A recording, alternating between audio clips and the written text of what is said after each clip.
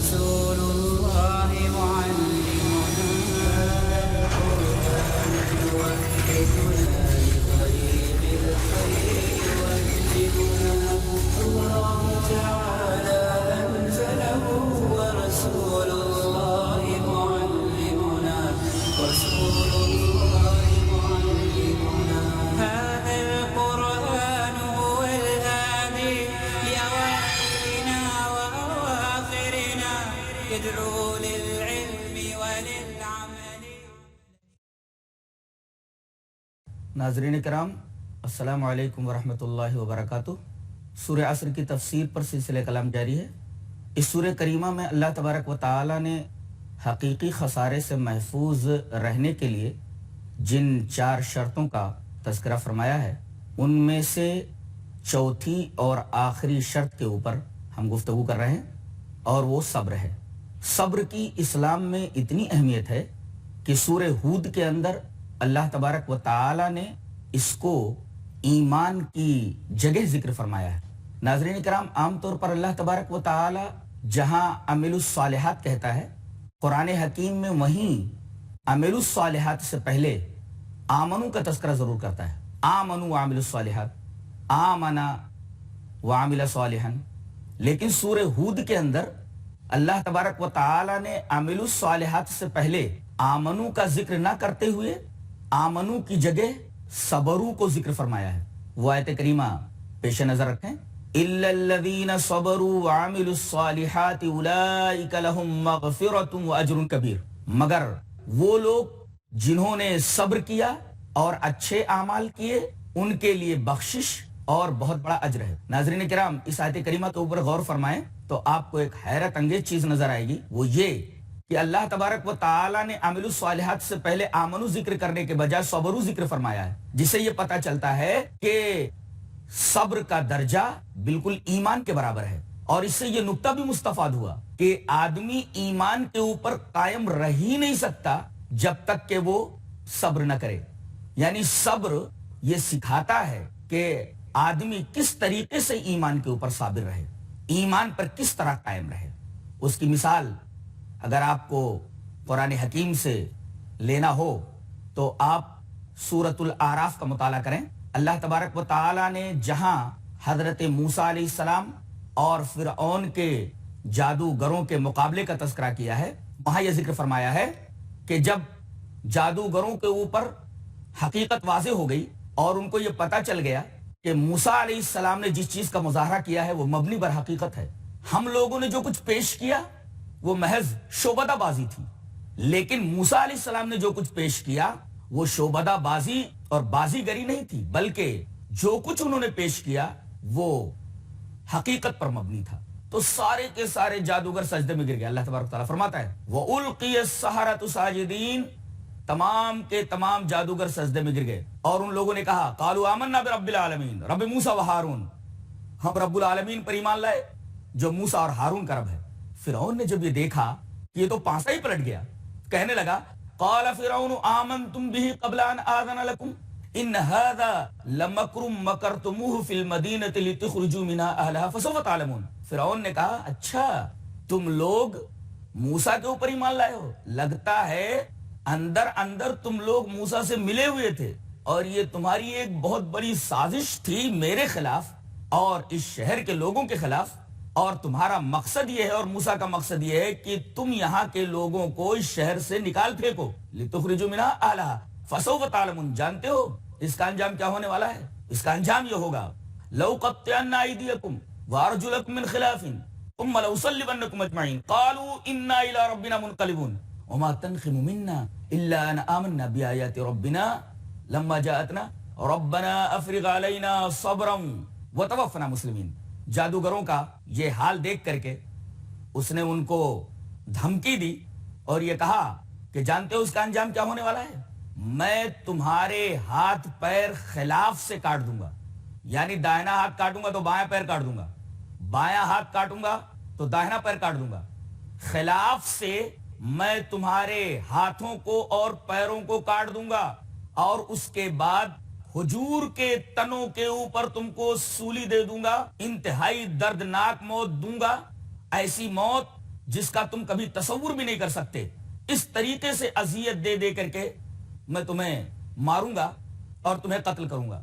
یہ سن کر کے جادوگروں نے یہ کہا، جو اب ایمان کی دولت سے سرفراز ہو گئے تھے، کہنے لگے قالوا انا الی ربنا منقلبون، زیادہ سے زیادہ یہی کرے گا نا کہ ہماری جان لے لے گا، جان چلی جائے، مگر ہم ایمان ہاتھ سے جانے دینے والے نہیں ہیں۔ سچ ہی کہا گیا ہے کہ ایمان وہ نشہ ہے کہ دنیا کی کوئی ترشی اس نشے کو اتار نہیں سکتی، لیکن پہلے ضروری یہ ہے کہ آدمی حقیقی ایمان کو اپنے دل میں اتار لے، اور جب انسان کے دل میں حقیقی ایمان اتر جاتا ہے تو وہ کسی بھی خطرے کی، کسی بھی پریشانی کی، کسی بھی مصیبت کی کوئی پرواہ نہیں کرتا۔ ان لوگوں نے کتنا پیارا اور کتنا عظیم الشان اور عظیمت بھرا جواب دیا کہ تو ہماری جان لے لے گا، یہی کرے گا نا، اس کے علاوہ اور کیا کر سکتا ہے؟ لیکن ہم لوگوں کو اللہ تبارک و تعالیٰ کے ہاں مر کر کے جانا ہے، اور ایک دن تمہیں بھی مر کر کے اللہ ہی کے پاس جانا ہے، تو ہمیں موت دے دے گا، ہم اللہ تبارک و تعالیٰ کی طرف مر کر جانے ہی والے۔ قالوا انا الی ربنا منقلبون، ہمارا گناہ یہی ہے کہ ہم اللہ تبارک و تعالیٰ کی آیات پر ایمان لے آئے۔ کیا یہ دنیا کا سب سے بڑا گناہ ہے؟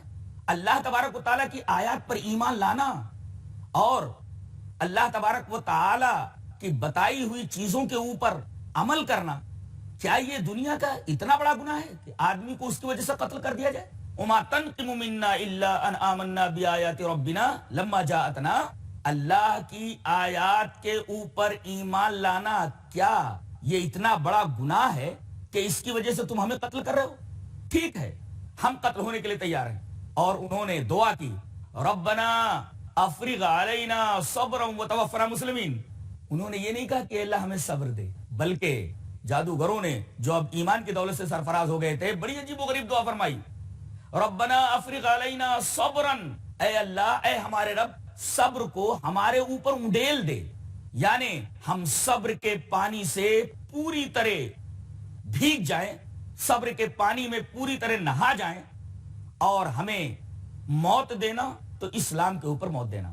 ناظرین کرام، یہ بات ثابت ہو گئی کہ ایمان کی بقا کے لیے اور ایمان پر ثبات قدمی کے لیے صبر ضروری ہے۔ آدمی ایمان کے اوپر قائم رہ ہی نہیں سکتا، اس کے اوپر ثابت رہ ہی نہیں سکتا جب تک کہ آدمی کے پاس صبر نہ ہو۔ اب بتائیے، صبر یہ ایسی نعمت ہے کہ اس کے بغیر ایمان بھی باقی نہیں رہ سکتا ہے، تو اندازہ لگایا جا سکتا ہے کہ اسلام میں، شریعت اسلامیہ میں صبر کا کیا مقام ہے۔ صبر کی حقیقت کو مزید جاننے کے لیے سورہ بقرہ کے اندر اللہ تبارک و تعالی نے ایک واقعے کا ذکر فرمایا ہے۔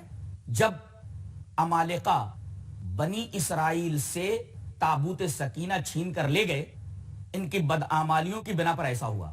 کچھ دنوں کے بعد انہوں نے اللہ سے توبہ کی، اپنے گناہوں سے انہوں نے رجوع کیا، تو وقت کے نبی کے پاس آ کر کے انہوں نے کہا کہ ہم چاہتے ہیں کہ جالوت جو تابوت سکینہ ہم سے چھین کر کے لے گیا ہے، دوبارہ ہم تابوت سکینہ اس سے لڑ کر کے حاصل کر لیں، تو ہمارا کوئی کمانڈر ان چیف بنا دیجیے۔ وقت کے نبی نے، غالباً وہ حزقیل یا سموئیل تھے، نام کے بارے میں روایات مختلف ہیں، تو وقت کے نبی نے طالوت کو ان کا کمانڈر مقرر کیا۔ پہلے تو ان کے کمانڈر بنانے پر ان لوگوں نے اختلاف کیا کہ وہ مالدار کہاں ہیں کہ ان کو کمانڈر بنایا جائے، یعنی جیسے عام لوگوں کا خیال ہوتا ہے کہ بھئی منصب، عہدہ اور بڑا منصب اسی آدمی کو ملے جو پیسے والا ہو۔ ان لوگوں نے بھی کہا اس کے پاس مال کہاں ہے؟ تو حضرت سموئیل علیہ السلام نے یا حضرت حزقیل علیہ السلام نے یہ فرمایا کہ اگرچہ اس کے پاس مال نہیں ہے، لیکن کمانڈر بننے کے لیے مال کا ہونا ضروری نہیں ہے، بلکہ کمانڈر ہونے کے لیے، کمانڈر بننے کے لیے دو چیزوں کا ہونا ضروری ہے، ایک بسطتن فی العلم والجسم، ایک تو وہ قوت نافذہ رکھتا ہو، اور دوسرا لڑائی کے فن سے آشنا ہو، لڑائی کا فن جانتا ہو، اور یہ دونوں باتیں طالوت کے اندر موجود ہیں۔ اسی وجہ سے ہم طالوت کو تمہارا کمانڈر بناتے ہیں۔ اس طرح وہ لوگ طالوت کی کمان میں جالوت سے لڑنے کے لیے تیار ہو گئے۔ ایک بڑی تعداد طالوت کے ساتھ باہر نکلی۔ اللہ تبارک و تعالی نے اس کا تذکرہ فرمایا ہے۔ اللہ نے ارشاد فرمایا، فَلَمَّا فَصَلَ طَالُوتُ بِالْجُنُودِ، قال ان اللہ مبتلیکم بنہر فمن شرب منہ فلیس منی ومن لم یطعمہ فانہ منی الا من اغترف غرفۃ بیدہ فشربوا منہ الا قلیلا منہم. ناظرین کرام، یہاں ہم چھوٹے سے بریک کے لیے رکتے ہیں، انشاءاللہ پھر حاضر ہوتے ہیں. ناظرین کرام، السلام علیکم ورحمۃ اللہ وبرکاتہ. صبر کی فضیلت میں ہم طالوت کا واقعہ آپ کے سامنے پیش کر رہے تھے. سورہ بقرہ کے اندر اللہ تبارک و تعالی نے ایک واقعے کا ذکر فرمایا ہے. جب عمالقہ بنی اسرائیل سے تابوت سکینہ چھین کر لے گئے، ان کی بدعمالیوں کی بنا پر ایسا ہوا. کچھ دنوں کے بعد انہوں نے اللہ سے توبہ کی، اپنے گناہوں سے انہوں نے رجوع کیا، تو وقت کے نبی کے پاس آ کر کے انہوں نے کہا کہ ہم چاہتے ہیں کہ جالوت جو تابوت سکینہ ہم سے چھین کر کے لے گیا ہے، دوبارہ ہم تابوت سکینہ اس سے لڑ کر کے حاصل کر لیں، تو ہمارا کوئی کمانڈر ان چیف بنا دیجیے. وقت کے نبی نے، غالباً وہ حزقیل یا سموئیل تھے، نام کے بارے میں روایات مختلف ہیں، تو وقت کے نبی نے طالوت کو ان کا کمانڈر مقرر کیا. پہلے تو ان کے کمانڈر بنانے پر ان لوگوں نے اختلاف کیا کہ وہ مالدار کہاں ہیں کہ ان کو کمانڈر بنایا جائے. یعنی جیسے عام لوگوں کا خیال ہوتا ہے کہ بھئی منصب، عہدہ اور بڑا منصب اسی آدمی کو ملے جو پیسے والا ہو. ان لوگوں نے بھی کہا اس کے پاس مال کہاں ہے؟ تو حضرت سموئیل علیہ السلام نے یا حضرت حزقیل علیہ السلام نے یہ فرمایا کہ اگرچہ اس کے پاس مال نہیں ہے، لیکن کمانڈر بننے کے لیے مال کا ہونا ضروری نہیں ہے، بلکہ کمانڈر ہونے کے لیے، کمانڈر بننے کے لیے دو چیزوں کا ہونا ضروری ہے. ایک بسطتن فی العلم والجسم، ایک تو وہ قوت نافذہ رکھتا ہو، اور دوسرا لڑائی کے فن سے آشنا ہو، لڑائی کا فن جانتا ہو. اور یہ دونوں باتیں طالوت کے اندر موجود ہیں. اسی وجہ سے ہم طالوت کو تمہارا کمانڈر بناتے ہیں. اس طرح وہ لوگ طالوت کی کمان میں جالوت سے لڑنے کے لیے تیار ہو گئے. ایک بڑی تعداد طالوت کے ساتھ باہر نکلی.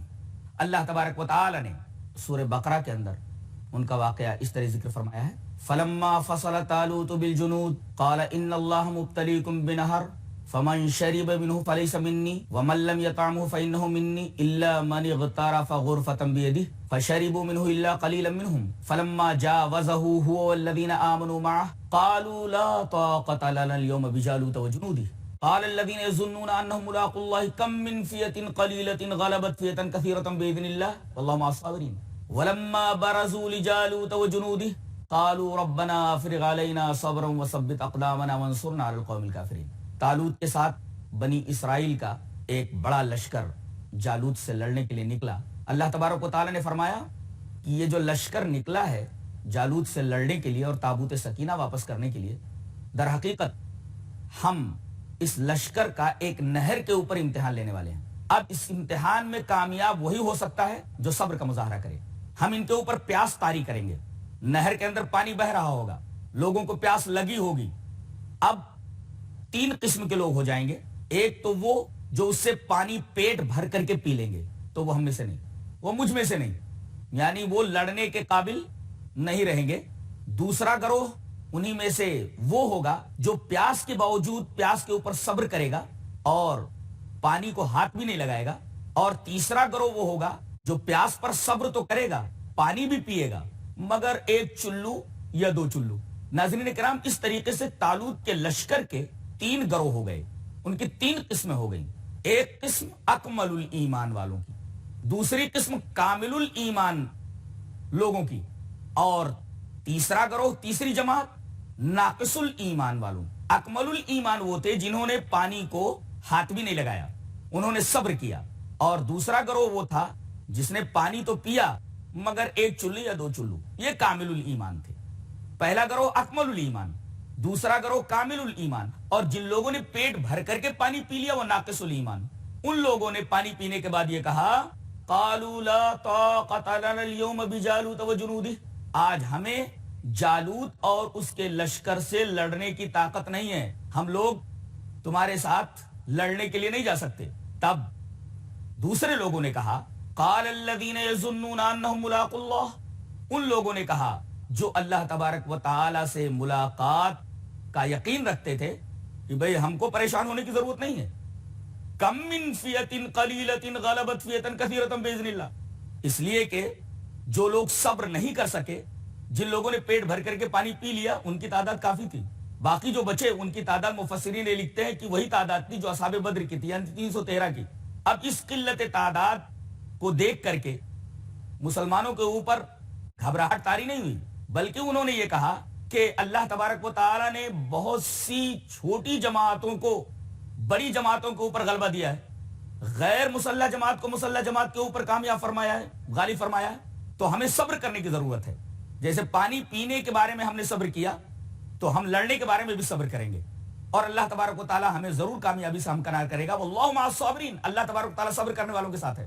اب آپ یہ دیکھ رہے ہیں کہ یہاں بھی صبر کا حوالہ دیا گیا کہ واللہ مع الصابرین، اللہ تبارک و تعالی صبر کرنے والوں کے ساتھ ہے۔ اور جب جالوت کے آمنے سامنے ہوئے، جالوت کا لشکر طالوت کے ساتھ جو لشکر گیا تھا، اکمل الایمان اور کامل الایمان دونوں گروہوں کا آپس میں جب سامنا ہوا، تو اللہ تبارک و تعالی نے ارشاد فرمایا وَلَمَّا بَرَزُوا لِجَالُوتَ وَجُنُودِهِ، جب یہ لوگ جالوت اور اس کے لشکر کے سامنے آئے تو کہا قالوا ربنا افرغ علینا صبرا وثبت اقدامنا وانصرنا علی القوم الکافرین، اے اللہ ہمارے اوپر صبر اونڈیل دے۔ ناظرین کرام غور فرمائیں، یہاں بھی طالوت کے لشکر کے لوگوں نے یہ نہیں کہا کہ اے اللہ ہمیں صبر عطا فرما، بلکہ انہوں نے اللہ تبارک و تعالیٰ سے یہ دعا کی کہ اے اللہ ہمارے اوپر صبر کو اونڈیل دے اور ہمارے قدموں کو جما دے، ہمیں ثابت قدم رکھ، اور انکار کرنے والوں کے اوپر ہمیں غلبہ عطا فرما، ان کے تعلق سے ان کے بارے میں ہماری مدد فرما۔ ناظرین اکرام، یہاں سب سے پہلے اللہ تبارک و تعالی نے ان کی دعا کے اندر صبر کا تذکرہ فرمایا ہے، پھر ثبات قدمی کا تذکرہ فرمایا ہے۔ پتہ یہ چلا کہ آدمی کے قدم جم ہی نہیں سکتے، آدمی ثابت قدم کسی میدان میں رہ ہی نہیں سکتا جب تک کہ اس کے پاس صبر کی دولت نہ ہو۔ اس واقعے سے، جسے قرآن حکیم میں دوسرے پارے کے اندر بیان فرمایا ہے، پتہ یہ چلا کہ ایمان پر یا زندگی کے کسی بھی معاملے میں ثابت قدمی کے لیے صبر ضروری ہے۔ اگر آدمی بے صبرہ ہو گیا تو وہ زندگی کے کسی بھی معاملے میں، زندگی کے کسی میدان میں کامیاب نہیں ہو سکتا۔ اور سورہ بقرہ ہی کے اندر اللہ تبارک و تعالی نے ایک عجیب و غریب آیت کے اندر اس طرح ارشاد فرمایا یا ایھا الذین آمنوا استعینوا بالصبر والصلاۃ ان اللہ مع الصابرین، اے ایمان والو تم لوگ مدد طلب کرو صبر سے اور نماز سے۔ اس کے بعد فرمایا ان اللہ مع الصابرین، اللہ صبر کرنے والوں کے ساتھ ہے۔ ناظرین کرام غور کرنے کا مقام ہے، نقطہ یہ ہے کہ پہلے یہ کہا گیا کہ اے ایمان والو تم لوگ صبر سے اور نماز سے مدد طلب کرو، یعنی زندگی کے ہر معاملے میں کبھی بھی کوئی پریشانی آئے، کوئی آفت آئے، کوئی تکلیف آئے، کسی تکلیف سے تم دوچار ہو تو تم کو نماز کا سہارا لینا چاہیے، اسی طریقے سے صبر کا سہارا لینا چاہیے۔ تو یوں کہنا چاہیے تھا کہ اے ایمان والو جب ہم نے یہ کہہ دیا کہ تم لوگ صبر سے اور نماز سے مدد طلب کرو، تو اللہ تبارک و تعالیٰ صبر کرنے والوں اور نماز پڑھنے والوں کے ساتھ ہے، لیکن صرف اتنا کہا آخر میں ان اللہ مع الصابرین، اللہ تبارک و تعالیٰ صبر کرنے والوں کے ساتھ ہے، یہ نہیں کہا کہ نماز پڑھنے والوں کے ساتھ ہے۔ جواب یہ ہے کہ آدمی نماز کے اوپر بھی کاربند نہیں رہ سکتا، نماز کے اوپر بھی محافظت نہیں کر سکتا اگر اس کے پاس صبر نہیں ہے تو۔ یعنی توحید کے بعد سب سے اہم عبادت نماز ہے، اور کل قیامت کے دن میدان حشر میں اللہ تبارک و تعالی توحید کے بعد سب سے پہلا جو سوال کرے گا وہ نماز ہی کے بارے میں ہوگا، اور نماز کی محافظت یہ موقوف ہے صبر کے اوپر۔ اگر آدمی صبر نہیں کر سکتا تو وہ نماز پر محافظت بھی نہیں کر سکتا۔ اسی وجہ سے اللہ تبارک و تعالی نے صرف ان اللہ مع الصابرین کہا کہ اللہ صبر کرنے والوں کے ساتھ ہے، اس لیے کہ اگر وہ صبر نہیں کرے گا تو نماز پر بھی محافظت نہیں کر سکتا۔ آگے اللہ تبارک و تعالی نے ارشاد فرمایا وَلَنَبْلُوَنَّكُمْ بِشَيْءٍ مِّنَ الْخَوْفِ وَالْجُوعِ وَنَقْصٍ مِّنَ الْأَمْوَالِ وَالْأَنفُسِ وَالثَّمَرَاتِ وَبَشِّرِ الصَّابِرِينَ۔ ہم تو لوگوں کو آزماتے رہتے ہیں بہت ساری چیزوں میں، کبھی ان کے اوپر خوف طاری کر کے، کبھی انہیں تنگ دستی میں مبتلا کر کے، بھوک میں مبتلا کر کے، کبھی مالوں کے اندر کمی کر کے، باغات ہیں تو پھلوں میں کمی کر کے۔ اس طریقے سے ہم مختلف انداز سے لوگوں کو آزماتے رہتے ہیں۔ اب اس آزمائش میں جو لوگ پورے اتر جائیں ان کو صابرین کہا جاتا ہے۔ تو اب اے ہمارے رسول آپ صبر کرنے والوں کو خوشخبری سنا دیجئے، یہ بشارت دے دیجئے، وَبَشِّرِ الصَّابِرِينَ، صبر کرنے والوں کو بشارت دے دیجئے۔ کس چیز کی بشارت؟ الَّذِينَ إِذَا أَصَابَتْهُمْ مُصِيبَةٌ قَالُوا إِنَّا لِلَّهِ وَإِنَّا إِلَيْهِ رَاجِعُونَ۔ یہ صابرین وہ ہیں کہ جب ان کے اوپر کوئی بھی مصیبت آتی ہے، الذین اذا اصابتہم مصیبہ، کوئی بھی مصیبت آتی ہے تو وہ ایک ہی جملہ بولتے ہیں، انا للہ و انا الیہ راجعون۔ ناظرین اکرام، یہ جملہ ہم ہر مصیبت کے وقت بولتے رہتے ہیں۔